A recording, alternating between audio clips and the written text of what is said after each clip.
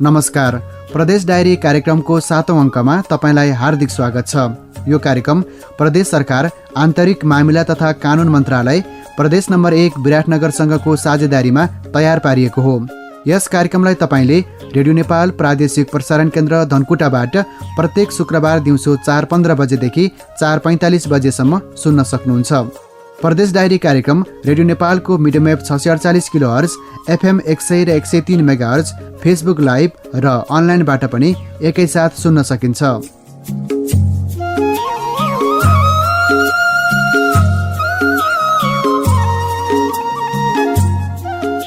यस कार्यक्रममा हामी प्रदेश नम्बर 1 सरकारका नीति, योजना तथा फोकस कार्यक्रमहरू, ऐन कानुन निर्माणका साथै संघीय, प्रदेश र स्थानीय सरकारले गरेका राम्रा अभ्यासहरूको चर्चा गर्छौं।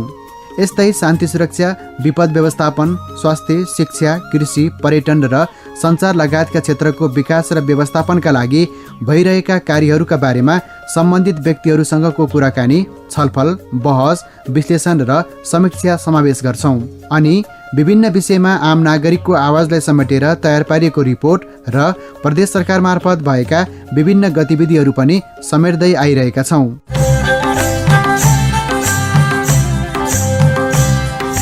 अब लागौं आजको कार्यक्रममा समावेश गरिने विषयवस्तुतर्फ। आजको कार्यक्रममा हामी विपदबाट भएको क्षतिको खोज, उद्धार तथा राहत वितरण सम्बन्धी मापदण्ड 2076 का विषयमा आधारित भएर तयार पारिएको छलफल, स्थानीय तहका राम्रा अभ्यासहरू अन्तर्गत देशभरका स्थानीय तहहरूमध्ये सबैभन्दा कम बेरोजु देखिएको झापा जिल्लाको शिव शताक्षी नगरपालिकाका प्रमुख प्रशासकीय अधिकृत गीता कुमारी राईसँग गरिएको कुराकानी र प्रदेश सरकार मार्फत भए गरेका गतिविधि प्रस्तुत गर्छौं।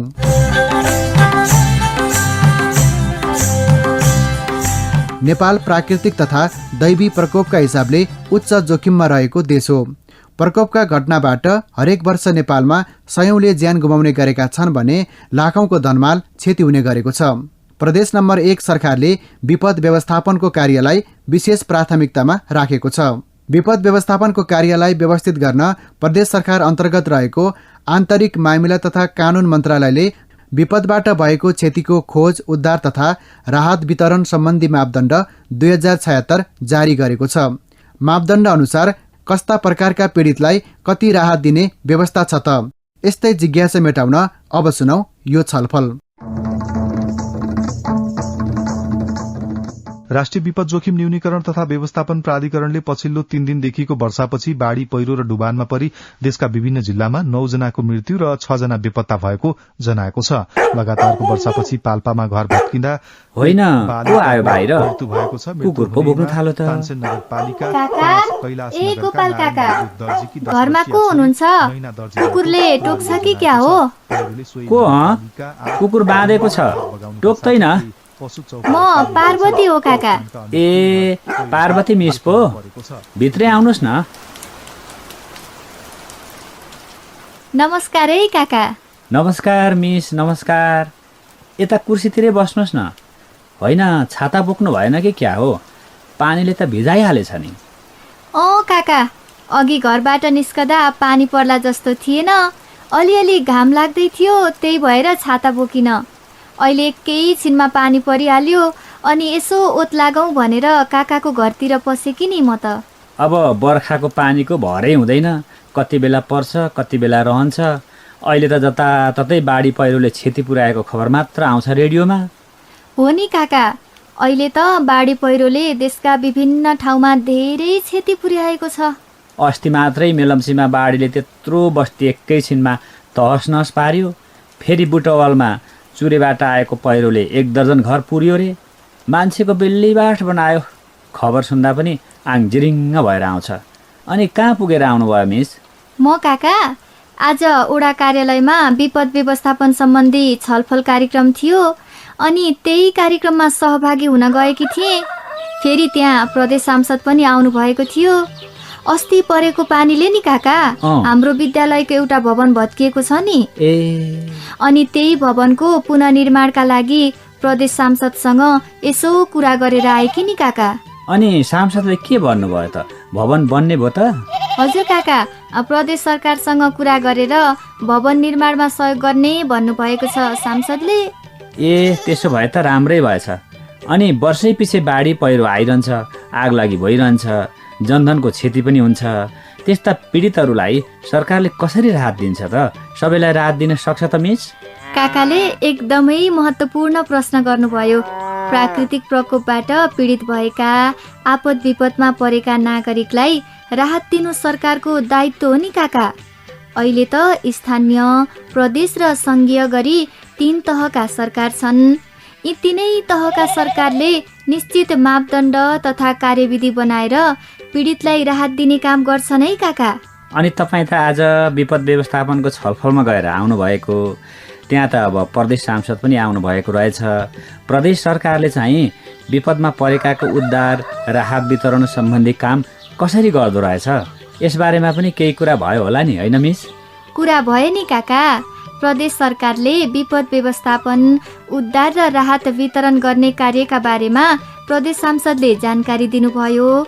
यस्ता कार्यलाई प्रदेश सरकारले विशेष प्राथमिकतामा राखेको रहेछ है काका। त्यसो भए त राम्रै भयो। अनि विपदमा परेकाको उद्धार र राहत वितरण कसरी हुँदो रहेछ त मिस? काकाले यस्तो महत्त्वपूर्ण विषयमा चासो राख्नु भएको देख्दा मलाई एकदमै खुसी लाग्यो। यसरी नै हामीले प्रदेश सरकारले गर्ने कार्यका बारेमा चासो राख्यौँ भने मात्र सङ्घीयता आएपछि भएको परिवर्तनको बारेमा थाहा पाउँछौँ। प्रदेश सरकार अन्तर्गत आन्तरिक मामिला तथा कानुन मन्त्रालय रहेको छ। विपद व्यवस्थापन, उद्धार तथा राहत वितरण सम्बन्धी काम यही मन्त्रालयको कार्यक्षेत्र अन्तर्गत पर्छ काका। मिस कुन अरे? कुन मन्त्रालय अरे? काका पनि आन्तरिक मामिला तथा कानुन मन्त्रालय।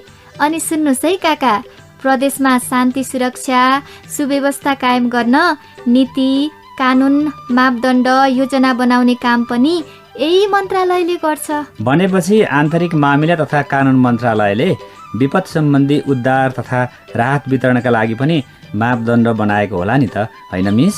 हो काका, तपाईँले एकदमै ठिक भन्नुभयो। आन्तरिक मामिला तथा कानुन मन्त्रालयले विपदबाट भएको क्षतिको खोज, उद्धार तथा राहत वितरण सम्बन्धी मापदण्ड 2076 जारी गरेको छ नि। अनि यो मापदण्ड विक्रम सम्वत 2076 जेठ 21 गते प्रदेश राजपत्रमा प्रकाशित भएको छ। यही मापदण्ड अनुसार विपद पीडितलाई राहत वितरण गरिन्छ नि। अब राहत वितरणको कुरा गर्नुभयो मिसले। यो मापदण्ड अनुसार कस्ता प्रकारका पीडितलाई कति राहत दिने व्यवस्था रहेछ नि? राहत दिने व्यवस्था सम्बन्धी काका ल सुन्नुहोस् है। प्रदेशभित्र प्रकोपका घटनामा परि कुनै व्यक्तिको मृत्यु भएको रहेछ भने नेपाल सरकारले उपलब्ध गराउने राहत सहयोगका अतिरिक्त प्रदेश सरकारको तर्फबाट पनि राहत स्वरूप प्रति परिवार 1 लाख रुपैयाँका दरले मृतकका परिवारलाई सहयोग उपलब्ध गराउने व्यवस्था छ नि काका। ओहो, कति राम्रो व्यवस्था। अनि यो राहत पाउन के गर्नुपर्छ नि? यसमा चाहिँ प्रत्येक जिल्लामा प्रमुख जिल्ला अधिकारीको अध्यक्षतामा जिल्ला विपद व्यवस्थापन समिति हुन्छ। यही समितिको सिफारिसमा प्रदेशको आन्तरिक मामिला सम्बन्धी विषय हेर्ने मन्त्रालय वा उक्त मन्त्रालयले तोकेको निकाय मार्फत राहत उपलब्ध गराइन्छ। अनि राहत वितरणका लागि प्रदेशको आन्तरिक मामिला सम्बन्धी विषय हेर्ने मन्त्रालयले बजेट नि विनियोजन गर्छ नि काका। अनि ज्यान नगुमाएका तर घरमा क्षति भएका, खाद्यान्न नष्ट भएका पीडितका लागि चाहिँ कस्तो राहतको व्यवस्था गरिएको छ नि मिस? यस सम्बन्धी पनि व्यवस्था छ काका।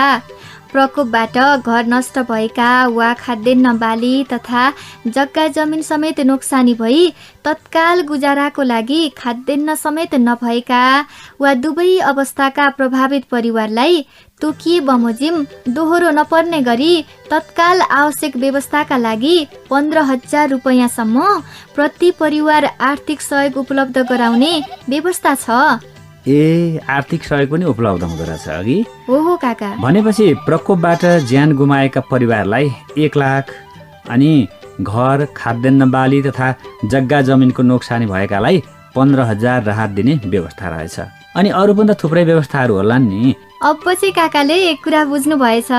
यसै गरी काका, प्रकोपका घटनामा परि खाद्यान्न, लत्ता कपडा लगायत घर पूर्ण रूपमा नष्ट नभए पनि बस्न अयोग्य भई सम्भावित खतराबाट जोगिन अन्यत्र सर्नुपर्ने भएमा विस्थापित भई सुरक्षित स्थानमा नयाँ आश्रयस्थल निर्माण गर्नुपर्ने भएमा यस्तो अवस्थाका परिवारलाई प्रदेश सरकारले तोकिएको अवस्था बमोजिम प्रति परिवार 10,000 रुपैयाँसम्म आर्थिक सहयोग उपलब्ध गराउने व्यवस्था छ काका। व्यवस्था कि पार्वती मिस?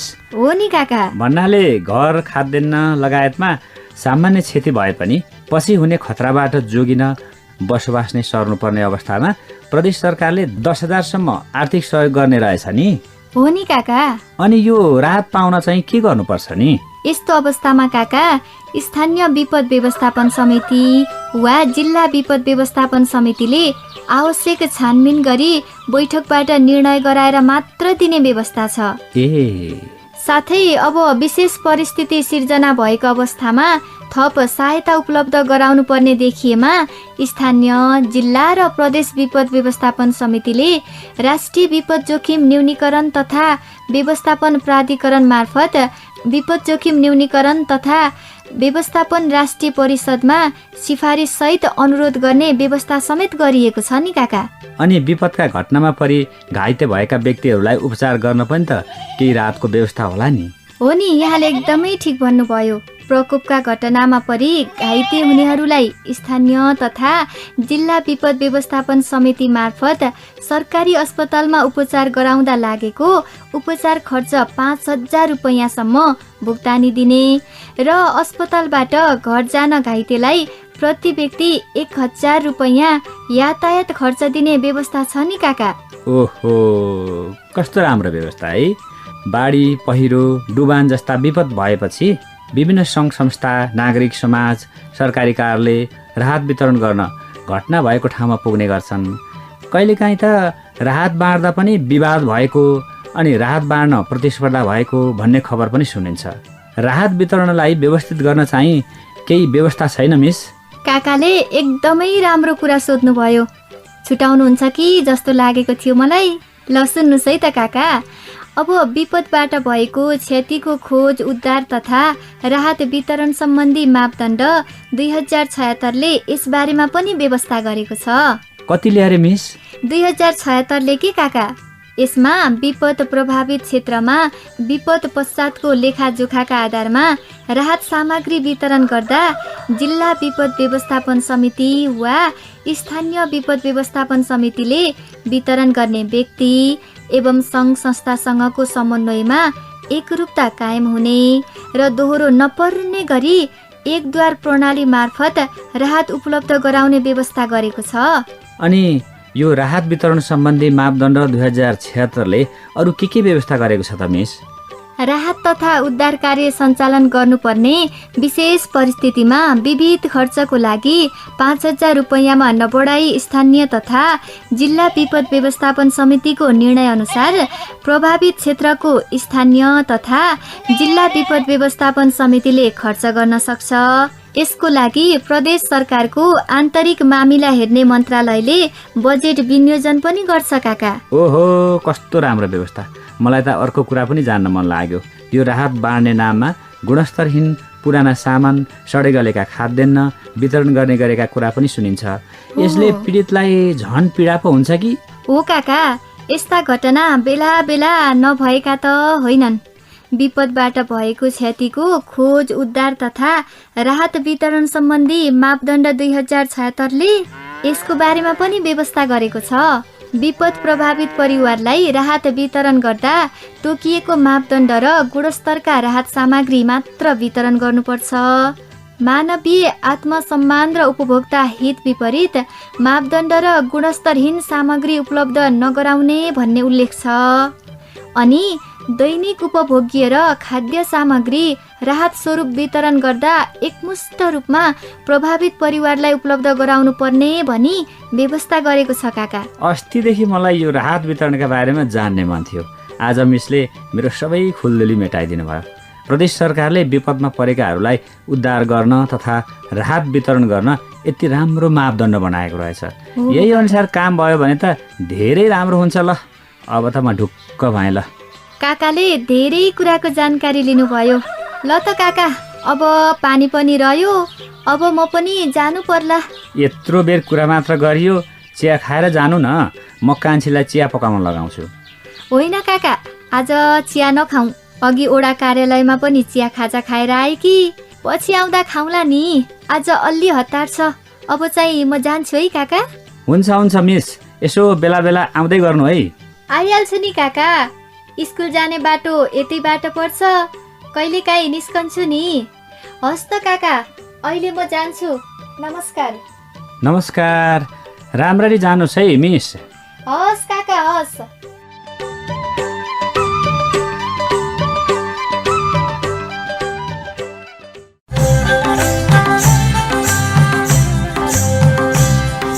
कार्यक्रम प्रदेश डायरीमा भर्खरै सुन्नुभयो विपदबाट भएको क्षतिको खोज उद्धार तथा राहत वितरण सम्बन्धी मापदण्ड 2076 का बारेमा तयार पारिएको छलफल। छलफलमा गोपाल काकाको भूमिकामा नयराज नेपाल र पार्वती मिसको भूमिकामा देवकला कार्की हुनुहुन्थ्यो। अब स्थानीय तहका राम्रा अभ्यासहरू। केही दिन अघि महालेखा परीक्षकको कार्यालयले सार्वजनिक गरेको आर्थिक वर्ष 2076-77 को प्रतिवेदन अनुसार देशभरका स्थानीय तहहरूमा प्राय धेरै बेरुजु देखिएको छ। यता झापा जिल्लाको शिवशताक्षी नगरपालिका देशभरका 753 स्थानीय तहमध्ये सबैभन्दा कम अर्थात् 0.06% बेरुजु देखिएको पालिकामा परेको छ। सहकर्मी देवकला कार्कीले शिवशताक्षी नगरपालिका झापाका प्रमुख प्रशासकीय अधिकृत गीता कुमारी राईलाई नगरपालिकामा बेरुजु कम गर्न कसरी सफल हुनुभयो भनेर सोध्नु भएको छ। अब शिवशताक्षी नगरपालिकामा चाहिँ होइन, म पनि नयाँ हो, बाहिर गृह मन्त्रालय अन्तर्गतको कार्यालयबाट आएको हुनाले मेरो लागि यो स्थानीय तह चाहिँ अलिकति नौलो थियो र मैले बाहिरबाट हेर्दा पनि अब अलिकति गाह्रो हुन्छ यहाँ काम गर्नु स्थानीय तहमा भन्ने मैले सुनेको थिएँ र मलाई पनि अब एक त मलाई अलिकति आफैमा पनि चुनौतीपूर्ण नै थियो यो स्थानीय तहमा आएर काम गर्दा, महिला भएको नाताले पनि होइन गाह्रो हुन्छ भन्ने हिसाबले म आएँ र मैले काम सुरु गरेँ यहाँ आएर र करिब म सहित लकडाउनको छेउछाउ यहाँ हाजिर भएको हो र यहाँ चाहिँ अब हामी खास गरेर चाहिँ कुनै पनि काम गर्दा बेरुजु नहुने गरी अथवा हामीले चाहिँ सही ढङ्गले एउटा चाहिँ निर्दयता, प्रभावकारिता, नियमित र औचित्य कायम गर्नको लागि हामीले चाहिँ हाम्रा कानुनहरू छन् होइन, स्थानीय सरकार सञ्चालन ऐन, अनि तपाईँको सार्वजनिक खरिद ऐन, सार्वजनिक खरिद नियमावलीहरू छन्। त्यसको परिधिभित्र बसेर चाहिँ हामीले काम गर्यौँ भने पक्कै पनि हामी सफल हुन्छ जस्तो मैले महसुस गरेको छु। हजुर, बेरुजु कम गर्नको लागि चाहिँ विशेष गरी के कस्ता कुरामा ध्यान दिनुपर्छ, यहाँहरूले के कुरामा चाहिँ ध्यान दिनुभयो? त्यो सम्बन्धमा चाहिँ अब हाम्रो चाहिँ एउटा आबको होइन आर्थिक वर्ष समाप्त भएपछि अर्को आर्थिक वर्ष सुरु हुन्छ। त्यसमा चाहिँ हाम्रा नगरसभाहरू कार्यपालिका बोर्डले पहिला के योजना गर्ने भनेर बनाउँछ। त्यसपछि हाम्रो नगरसभामा पेश हुन्छ। हाम्रो नगरसभाले चाहिँ यो योजनाहरू चाहिँ यो सालको लागि हुन्छ है भनेर बजेट सहित हामीले छुट्याउँछौँ। त्यसपछि उहाँहरूले चाहिँ हाम्रो चाहिँ नगरसभाबाट त्यो बजेट पनि पास हुन्छ। नगरसभाबाट पास भइसकेपछि अनि हामी कामको थालनी गर्छौँ। कामको थालनी गर्दा कुन चाहिँ शीर्षकमा हाम्रो छुट्टिएको छ त्यही हिसाबले हामीले चाहिँ जुन शीर्षकमा छुट्टिएको बजेट छ त्यही शीर्षकमा लगाएर हामीले चाहिँ योजनाहरू सम्पन्न गर्छौँ। योजनाहरू गर्दाखेरि हाम्रा चाहिँ कानुनले निर्धारित गरेका प्रक्रियाहरूलाई पूर्ण पालना गरेर हामीले सुरु गर्नुपर्छ। पूर्ण पालना गरेर हामीले गऱ्यौँ भने चाहिँ पक्कै पनि बेरुजु कम हुन्छ। अनि तपाईँको हामीले अलिकति नियत खराब राखेर होइन, सफा नियत राखेर हामीले चाहिँ हाम्रो स्वच्छता, निष्पक्षता र इमान्दारिताका साथ हामीले गऱ्यौँ भने गर्न सकिन्छ, सफल भइन्छ। हजुर, अब महालेखा परीक्षकको कार्यालयले सार्वजनिक गरेको पछिल्लो प्रतिवेदन अनुसार चाहिँ धेरै पालिकाहरूको बेरुजु रकम धेरै देखिएको छ। यस्ता पालिकाहरूलाई चाहिँ यहाँ के सुझाव दिनुहुन्छ? अब के हो भने यसको लागि चाहिँ अब बेरुजु धेरै हुन्छ होइन, बेरुजु अब धेरै आयो। यो बेरुजुहरू पनि अब कोही चाहिँ अलिकति गलत तरिकाले हामीले चाहिँ कसैलाई भुक्तानीहरू दिएको छौँ भने त्यो असुल उपर गर्नुपर्ने नै बेरुजु हुन्छ, असुल उपरै गराउनुपर्छ। तर अब कुनै योजनाहरू चाहिँ त्यसलाई चाहिने आवश्यक कागजातहरू, प्रमाणहरू हामीले पुर्याउन सकेनौँ अथवा कागजातहरू संलग्न नगरेर पनि त्यस्तो चाहिँ यसो बेरुजु देखिएको हुन्छ कि त्यो कामको लागि चाहिने कागजातहरू लिएर चाहिँ हामीले बुझाइसकेपछि चाहिँ त्यो फर्चोट हुन्छ कि हाम्रो त्यो सबै बेरुजी हो, सबै अनियमितता हो र त्यो चाहिँ गलत काम हो भनेर बेरोजु धेरै आयो भने पनि हामीले भन्न मिल्दैन। फेरि यो स्थानीय तहमा अथवा जतासुकै पनि विकासे कामहरू चाहिँ बजेट पनि पहिला नआउने, असारको अन्तिममा असार 20 पछि माथिबाट बजेट पनि आउने, त्यो भयो भने चाहिँ हामीलाई हतारो हुन्छ क्या। असार 25मा हाम्रो खाता बन्द हुन्छ, असार 20मा बजेट आयो भने हामीले 5 दिनमा के गर्न सक्छौँ होइन त। अनि त्यो अवस्थामा चाहिँ हामीलाई अलिकति समस्या हुन्छ। अनि हामीले काम ठेक्का लगाउँदा अथवा उपभोक्तालाई दिँदा पनि उहाँहरूले बिल भरपाईहरू समयमा आइपुग्दैन नि त होइन। 5 दिनमा त काम पनि सकेर कागजहरू पनि आइपुगेको हुँदैन। त्यसले गर्दा पनि अलिकति देखिने हो। तर हामी पछि चाहिँ त्यस्तो खालका बेरोजुहरू आयो भने हामी पछि बिल भरपाईहरू चाहिने संलग्न कागजातहरू राखेर चाहिँ त्यसलाई सम्परीक्षण गर्न सकिन्छ, त्यसलाई चाहिँ नियमित गर्न सकिन्छ। हजुर, अब स्थानीय तहमा कर्मचारीहरूले त अब जनप्रतिनिधिसँग समन्वय गरेर काम गर्नुपर्ने अवस्था छ। यहाँको नगरपालिकामा रहनुभएका जनप्रतिनिधिहरूसँग चाहिँ यहाँहरूले के कसरी समन्वय गरेर काम गर्दै आउनु भएको छ? त्यो चाहिँ अब हामीले पक्कै पनि स्थानीय तहमा हाम्रो जनप्रतिनिधिज्यूहरू हुनुहुन्छ होइन, उहाँहरू जनताबाट चुनिएर आउनु भएको छ। जनता समक्ष उहाँले एउटा चाहिँ प्रतिबद्धताहरू गर्नुभएको हुन्छ। उहाँहरूको घोषणा पत्रमा हामी यो गर्छौँ त्यो गर्छौँ भनेर उहाँहरू पहिला भोट माग्नु भएको हुन्छ र जनताले पनि नागरिकहरूले पनि अब हामीले भोट दिएको मान्छेले जित्नुभयो र अब चाहिँ हाम्रोमा विकास हुन्छ अथवा चाहिँ हामीलाई राम्रो हुन्छ भनेर जनताले भरोसा र ठुलो आशा पनि राखेका हुन्छन् उहाँहरूबाट।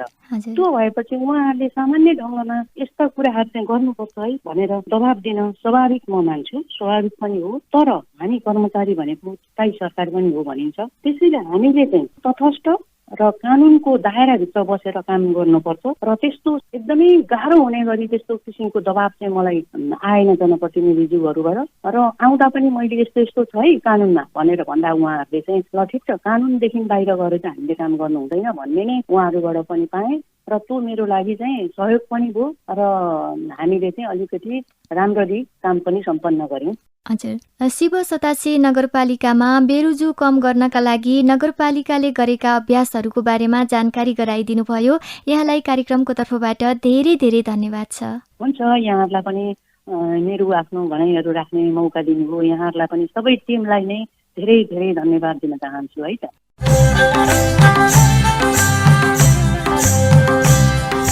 रेडियो कार्यक्रम प्रदेश डायरीमा भर्खरै सुन्नुभयो देशभरिकै स्थानीय तहमध्ये सबैभन्दा कम बेरोजु देखिएको झापा जिल्लाको शिव सतासी नगरपालिकाका प्रमुख प्रशासकीय अधिकृत गीता कुमारी राईसँग गरिएको कुराकानी।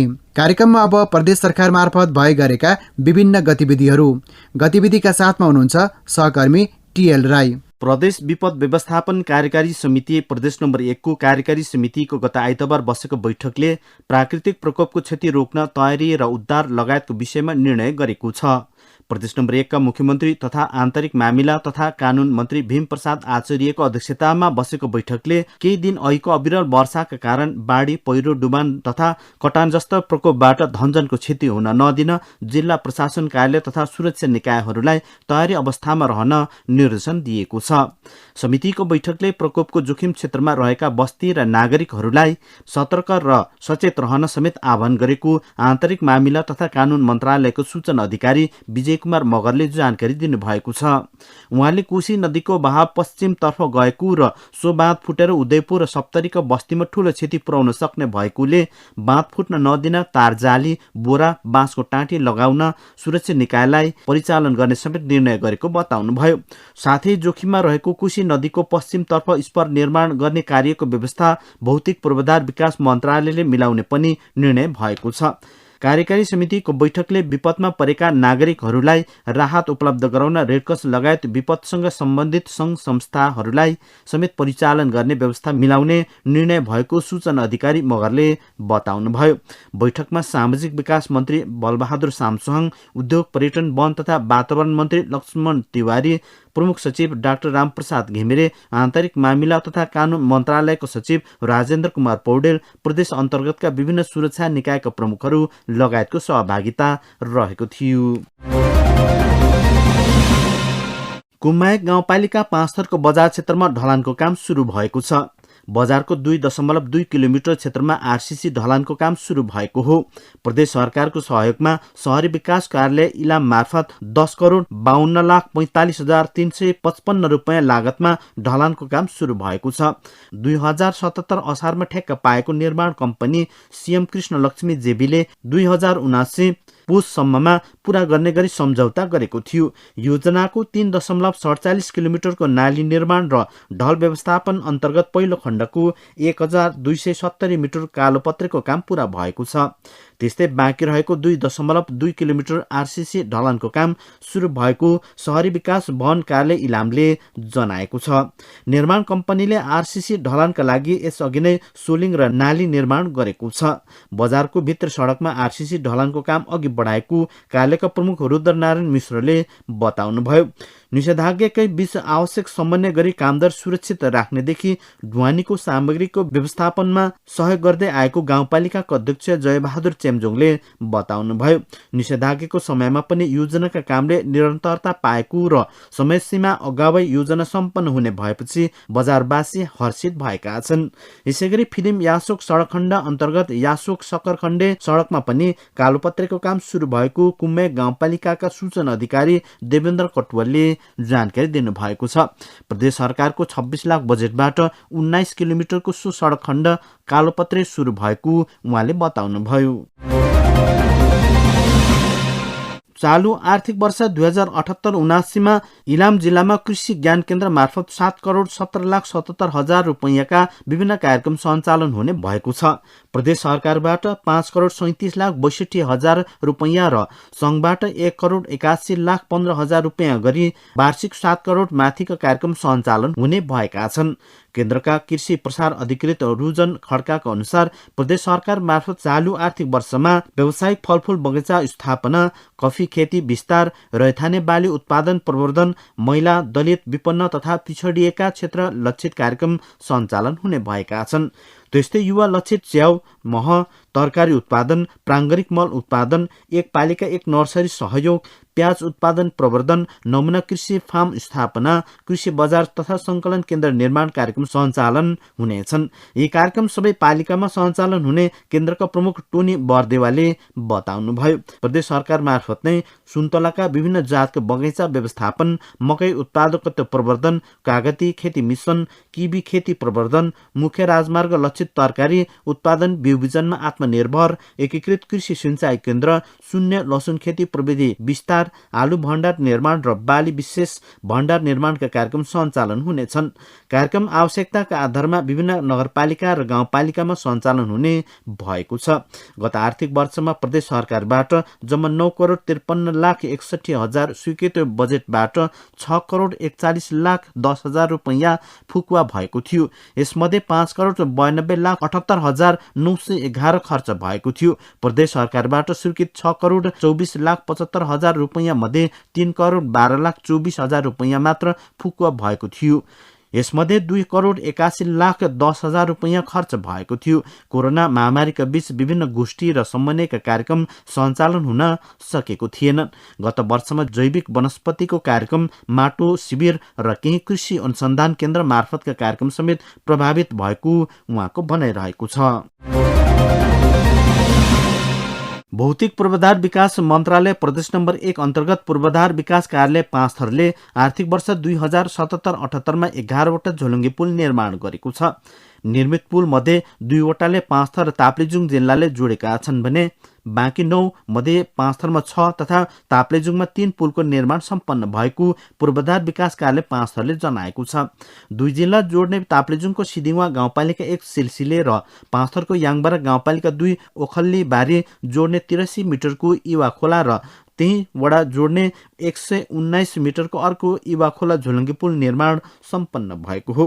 कार्यालयका अनुसार ताप्लेजुङको 8 त्रिवेणी गाउँपालिकामा पर्ने तमोर नदीमा 120 मिटरको फुलबारी आम्बोटे झोलुङ्गे पुल, मैवा खोला गाउँपालिका 6 थुकिम्बा र मेरिङदेन गाउँपालिका 1 पाङलाबुङ जोड्ने 115 मिटरको मैवा खोला झोलुङ्गे पुल र फाक्ताङलुङ गाउँपालिका वार्ड नम्बर 5 र 6 लाई जोड्ने 120 मिटरको पुल निर्माण सम्पन्न भएको छ।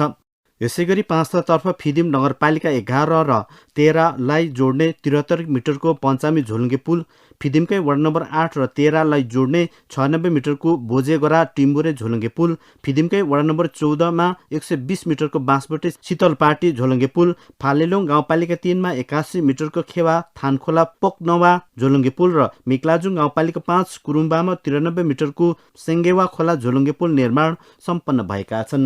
11वटै पुल निर्माणका लागि 3,89,17,000 बजेट विनियोजन भएकोमा 3,73,45,000 रुपैयाँ खर्च भएको पूर्वाधार विकास कार्यालय 5 थले जनाएको छ। कार्यालयको अनुसार झोलुङ्गे पुल निर्माणमा 100% भौतिक प्रगति भएको छ भने 95.96% वित्तीय प्रगति भएको छ। मानिसको नियमित आवजावत हुने क्षेत्रका खोला तथा खोल्सीमा झोलुङ्गे पुल नहुँदा वर्षायाममा सर्वसाधारणले समस्या झेल्ने गरेका थिए।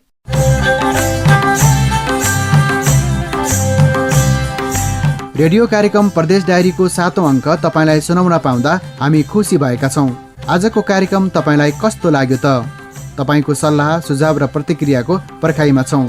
तपाईको गाउँठाउँमा प्रदेश सरकार मार्फत सञ्चालन भएका योजना तथा कार्यक्रम र त्यसले पारेको प्रभावका बारेमा पनि आफ्ना कुरा भन्न सक्नुहुन्छ, जसको लागि हामीलाई पत्रचार गर्ने ठेगाना हो रेडियो कार्यक्रम प्रदेश डायरी, आन्तरिक मामिला तथा कानुन मन्त्रालय, प्रदेश नम्बर 1 विराटनगर। यस्तै रेडियो नेपाल प्रादेशिक प्रसारण केन्द्र प्रदेश नम्बर 1 धनकुटा। हाम्रो टेलिफोन नम्बर रहेको छ 026 522 387 अनि इमेल ठेगाना rnedkt@gmail.com।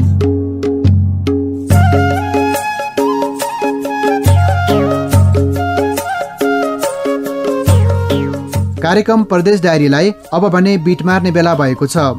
आगामी हप्ताको शुक्रबार आजकै समयमा प्रदेश सरकार मार्फत भएका विभिन्न जानकारी सहितका सामग्री लिएर उपस्थित हुने नै छौँ। यतिन्जेलसम्म प्रविधिमा सहयोग गर्नुहुने प्राविधिक मित्र जयनारायण झालाई धन्यवाद भन्दै आजको कार्यक्रमबाट म प्रस्तोता बलराम दाहाल बिदा हुन्छु। नमस्कार।